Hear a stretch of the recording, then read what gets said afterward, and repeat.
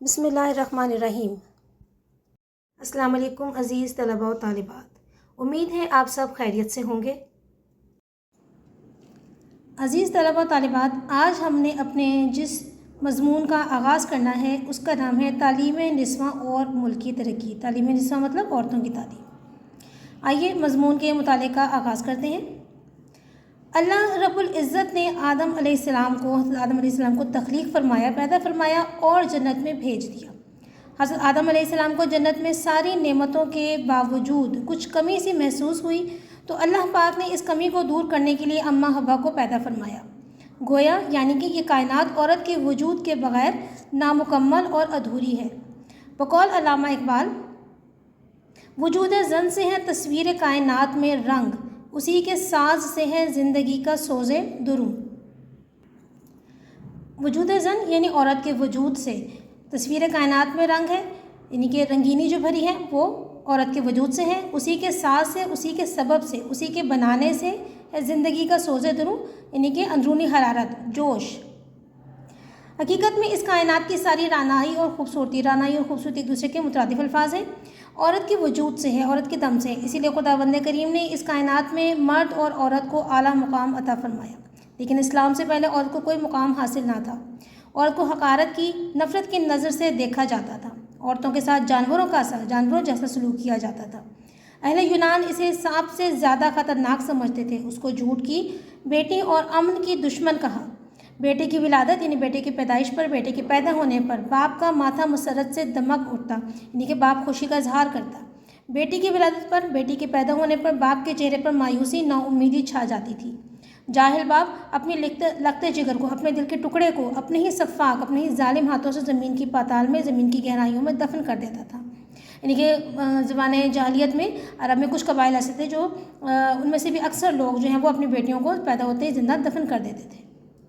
یہ ہر قبیلہ نہیں، لیکن اکثر قبیلے، اور ان قبیلوں میں بھی اکثر لوگ جو ہیں وہ یہی کام کرتے تھے۔ لیکن اسلام نے عورت کو ایک اعلیٰ مقام عطا فرمایا، عورت کے تقدس کو، پاکیزگی کو بحال کیا، دوبارہ بنایا۔ ماں، بیٹی اور بیوی کے روپ میں اس کے حقوق مقرر کیے، بیٹی کو رحمت قرار دیا، وراثت میں عورت کا حصہ مقرر کیا، یعنی کہ باپ کی جو جائیداد ہے اس کے اندر بیٹی کا حصہ مقرر کیا۔ اسلام نے واضح کیا کہ تخلیق میں مرد و زن دونوں مساوی ہیں، دونوں برابر ہیں۔ مرد اور عورت کو گاڑی کے دو پہیے قرار دیا جاتا ہے۔ جس طرح گاڑی پہیوں کے بغیر نہیں چل سکتی، اسی طرح مرد اور عورت دونوں ایسے ستون ہیں جن کے تعاون، جن کی مدد کے بغیر عمارت کا کھڑا ہونا ممکن نہیں۔ یعنی کہ معاشرے کی ترقی، خوشحالی یا معاشرے کے چلنے کا دار و مدار مرد و زن دونوں پر ہے اور دونوں کی کوششوں پر ہے۔ خالق ارض و سما نے، یعنی کہ آسمان اور زمین خلق کرنے والے پروردگار اللہ تعالیٰ نے انسان کی تخلیق جوڑے کی شکل میں اس لیے فرمائی کہ دونوں مل کر زندگی کا نظام چلائیں۔ مرد اور عورت دونوں کے فرائض اور ذمہ داریاں الگ الگ مقرر ہیں۔ اپنے فرائض اور ذمہ داریاں پوری کرنے کے لیے دونوں کا تعلیم یافتہ ہونا، پڑھا لکھا ہونا ضروری ہے، کیونکہ علم ایک انمول، ایک قیمتی سرمایہ ہے، قیمتی دولت ہے۔ علم انسان کو جینے کا ڈھنگ، جینے کا طریقہ انداز سکھاتا ہے۔ نیکی اور بدی میں تمیز، فرق علم ہی کے ذریعے سے انسان کر سکتا ہے۔ علم کی بدولت ہی حضرت آدم علیہ السلام کو فرشتوں پر برتری حاصل ہوئی، فوقیت حاصل ہوئی، ترجیح حاصل ہوئی، فضیلت حاصل ہوئی۔ علم کے بغیر انسان زندگی صحیح طور پر نہیں گزار سکتا۔ علم حاصل کرنا جیسے مردوں کا حق ہے، اسی طرح عورتوں کا بھی حق ہے۔ اگر عورت تعلیم یافتہ ہوگی، پڑھی لکھی ہوگی تو اپنی ذمہ داری، اپنے فرائض کو احسن طریقے سے، بہترین طریقے سے، اچھے طریقے سے ادا کر سکتی ہے۔ ابتدائی اسلام میں، یعنی اسلام کے آغاز کے دور میں، جب اسلام پھیلنا شروع ہوا، اس دور میں بچیوں، لڑکیوں اور خواتین کو بھی تعلیم میں اور اسلام کی تربیت میں شریک کیا گیا۔ حدیث میں فرمایا گیا ہے، ابن ماجہ کی یہ حدیث ہے، وہاں سے لی گئی ہے، روایت وہاں سے ہوئی ہے، علم حاصل کرنا ہر مسلمان مرد اور عورت پر فرض ہے۔ اب دیکھیں یہاں مرد اور عورت جو ہے نا، یہ جملہ لفظ معترضہ ہے، وہ اس لیے کہ یہ حدیث میں شامل نہیں ہے مرد و زن کا ذکر۔ کلو مسلم، یعنی کہ یہاں پر تمام مسلمانوں کی بات کی ہے، ہر مسلمان کی بات کی گئی ہے، لیکن وضاحت میں جملہ لکھنے کے لیے انہوں نے یہاں پہ یہ دو لفظ لکھ دیے، وضاحت کرنے کے لیے کہ ہر مسلمان میں کون شامل ہے، مرد اور عورت دونوں شامل ہیں۔ تو یہ جملہ مدرجہ ہے، اگر ہم یہ حدیث کے ترجمے میں نہیں لکھتے تب بھی حدیث کی صحت پر کوئی فرق نہیں پڑتا، حدیث اسی طرح رہے گی، صرف ہماری وضاحت کے لیے جو ہے مسلمان کے بارے میں بتایا گیا کہ مسلمان میں کون کون مرد اور عورت دونوں کے ذکر ہوا ہے۔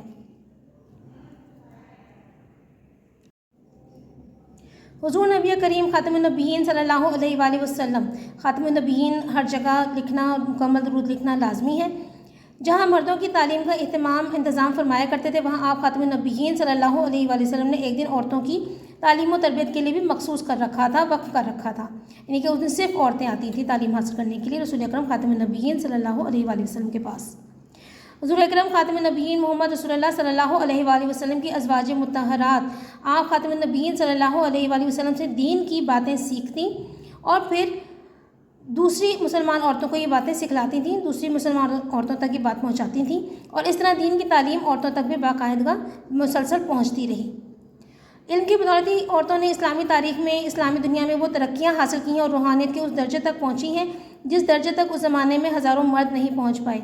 औरत अपनी ज़िंदगी में 3 रूप में, 3 शक्लों में, 3 दर्जों में अपना किरदार अदा करती है, बीवी, बेटी, बीवी और माँ। ये तीनों किरदार किसी घराने, किसी ख़ानदान के लिए रोशनी का मीनार तस्वुर किए जाते हैं और उम्मीद की जाती है कि औरत इन तीनों किरदारों में मिसाली रूप की हामिल हो, मिसाली रूप रखती हो। अगर बेटी तालीम याफ्ता है तो वो माँ बाप के लिए राहत सुकून का सबब बनती है और अपने छोटे बहन भाई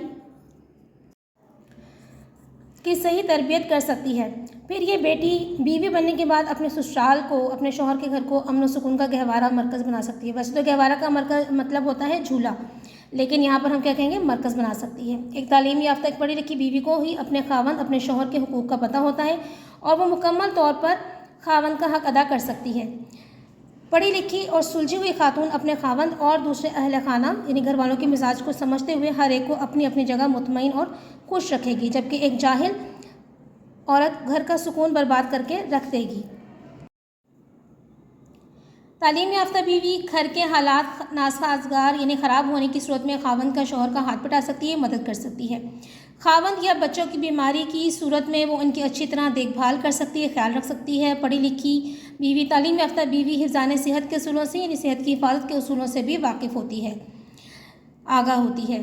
जब औरत माँ का रूप धारती है, माँ का रूप इख्तियार करती है या माँ बनती है, तो अपनी औलाद को की बेहतर तरबियत करके उसे मुहज़्ज़ब और शाइस्ता, तहज़ीब याफ्ता और शाइस्ता बना सकती है। दानाओं का कौल है, अक्लमंदों का कहना है कि माँ की गोद बच्चे की पहली दरसगाह है। इस दरसगाह से बच्चा जो कुछ सीखता है वो उसकी आइंदा यानी आने वाली ज़िंदगी, अगली ज़िंदगी पर बहुत असरअंदाज होता है। मग़रिबी मुफ़क्किरीन की राय के मुताबिक मर्द की तालीम एक फ़र्द की तालीम है, जबकि औरत की तालीम एक ख़ानदान की तालीम है। या एक ख़ानदान मिला के लिखा गया, आप एक अलग लिखेंगे, ख़ानदान अलग लिखेंगे। फ्रांस के मशहूर बादशाह नेपोलियन का कौल है, आप मुझे तालीम याफ्ता माएँ दें, मैं आपको बेहतरीन कौम दूँगा। माँ पर एक बहुत बड़ी ज़िम्मेदारी आयद होती है, एक बहुत बड़ी ज़िम्मेदारी है जो माँ को पूरी करनी होती है कि माँ उस वक्त अपने बच्चे की सही तरबियत कर सकती है जबकि पहले ख़ुद उसकी तरबियत हुई हो। अब तरबियत का एक तरीका है इस्लामी और दूसरा गैर इस्लामी। गैर इस्लामी तरीके से कभी भी तरबियत नहीं हो सकती, कभी भी इंसानी सीरत उम्दा नहीं बन सकती, बेहतरीन नहीं बन सकती, क्योंकि हम सब जानते हैं कि इस्लाम दीन फितरत है, वो इंसान की फितरत के तकाज़ों के ऐन मुताबिक है और जिस तरह की दुनिया अल्लाह ताला को चाहिए, जिस तरह की ज़िंदगी अल्लाह ताला को चाहिए, वो एक पूरा निज़ाम हयात जो है, निज़ाम जो हमारा ज़िंदगी है वो हमारे पास इस्लाम की सूरत में, रसूल अकरम ख़ातमुन्नबीय्यीन सल्लल्लाहु अलैहि वसल्लम की सूरत में, उनकी किरदार की, उनके सीरत मुबारका की सूरत में जो है हमारे सामने मौजूद है। अगर माँ इस्लामी जहन की हामिल होगी, इस्लामी जहन रखती होगी, तो लामहला ज़रूर यकीनन औलाद पर भी उस जैसे असरात पड़ेंगे।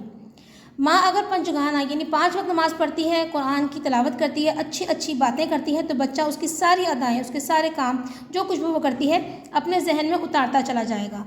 माँ अगर सच बोलती है, झूठ नहीं बोलती, तो औलाद में भी सच्चाई जड़ पकड़ेगी। बकौल इकबाल, ये फैज़ान नज़र था या कि मकतब की करामत थी, सिखाए किसने इस्माइल को आदाब फ़र्जंदी। वो ये कह रहे हैं कि या तो ये अल्लाह ताला की नज़र ख़ास थी या उस दरसगाह की अनोखी बात थी, उस दरसगाह का मौजज़ा था कि किसने इस्माइल को आदाब फ़र्जंदी सिखाए, किसने सिखाया कि बाप के और अल्लाह ताला के हुक्म पर जो है वो चलना है। अगर हम तारीख़ का मुशाहदा करें, तारीख़ को देखें, तारीख़ का मुताला करें, तो देखेंगे कि माओं की सही तरबियत की वजह से औलाद बड़े ऊँचे मुकाम पर पहुँचती है। अब्दुल कादिर जिलानी का वाक़या बड़ा मशहूर है, सुना हुआ है हमने बहुत दफ़ा, कि जब काफ़िले के साथ सफ़र पर जाने लगे तो माँ ने अपने बेटे से कहा, बेटा कभी झूठ ना बोलना, جب قافلہ چل پڑا تو راستے میں ڈاکوؤں نے حملہ کر دیا۔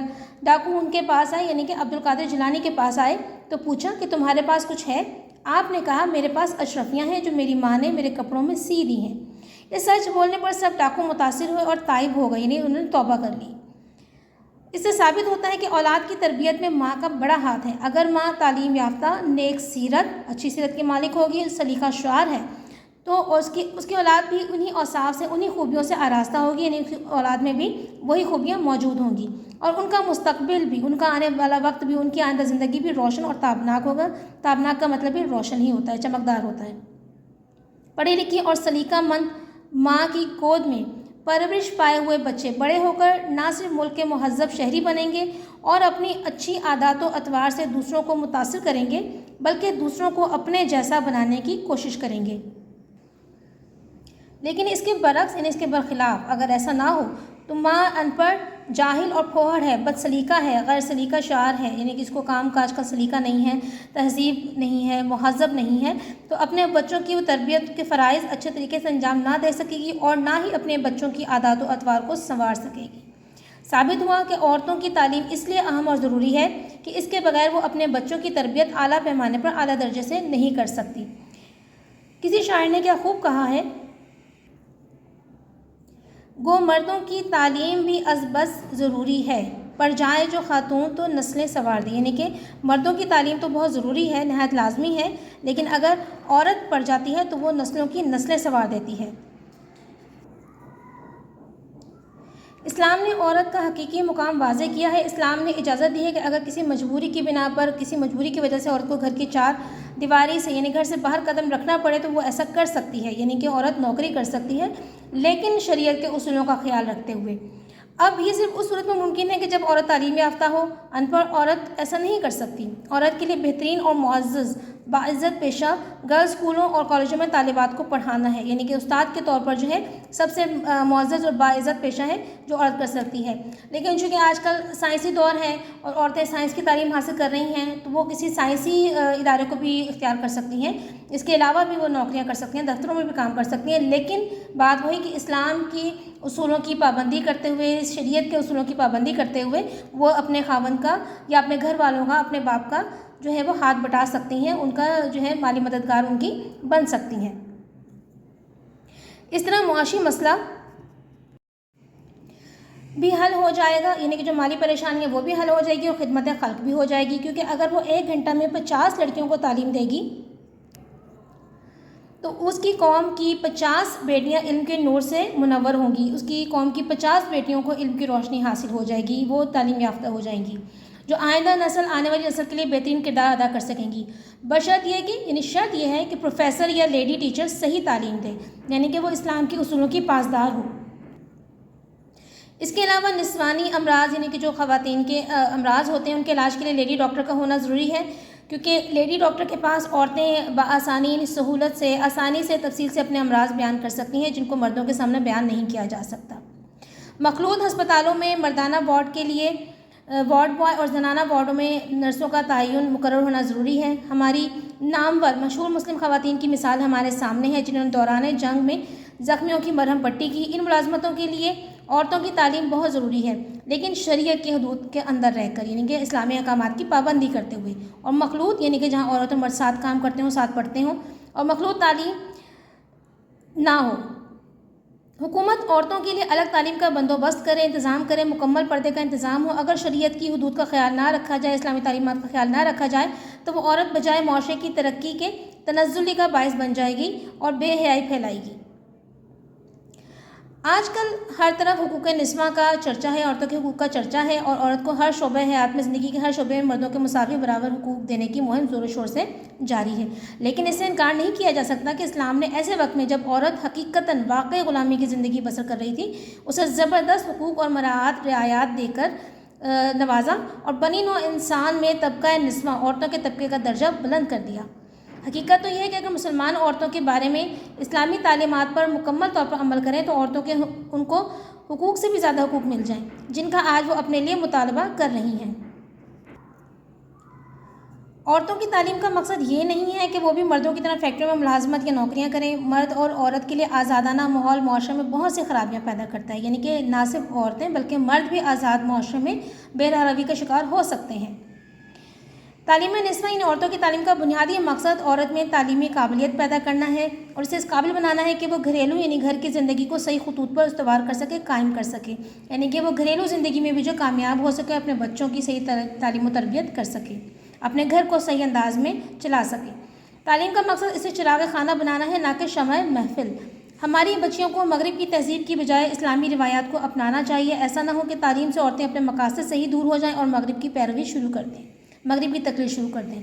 بقول شاعر، جس علم کی تاثیر سے زن ہوتی ہے نازن، کہتے ہیں اسی علم کو ارباب نظر موت، یعنی کہ ایسا علم جس کے اثر سے عورت اپنی خصوصیات کو بھول جائے اور اس طرح کے حقوق کا مطالبہ کرنے لگے جو کہ معاشرے میں سوائے فتنہ پروری کے اور کچھ نہ ہو، تو اس علم کو، اس آگہی کو جو ہے ارباب نظر، اہل بصیرت جو ہیں وہ کہتے ہیں کہ موت ہے، یہ معاشرے کے لیے تباہی کا باعث ہے۔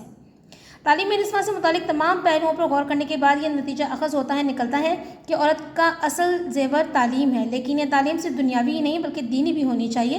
سونا چاندی اور جہیز اس کا زیور نہیں بلکہ اس کا اصل زیور اس کی صحیح تربیت اور اس کی تعلیم ہے۔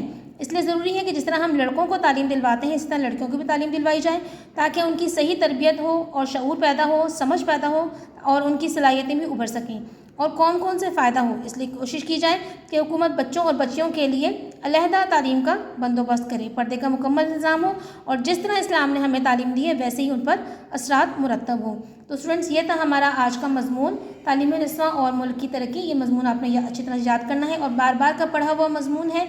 کچھ الفاظ مشکل ہیں، ان کے معنی آپ کو بتا دیے گئے ہیں، آپ ان معنی کو بھی استعمال کر سکتے ہیں۔ اس سبق کو آپ نے اچھی طرح سے ذہن نشین کرنا ہے۔ اگلے سبق تک کے لیے اجازت دیجیے۔ اللہ حافظ۔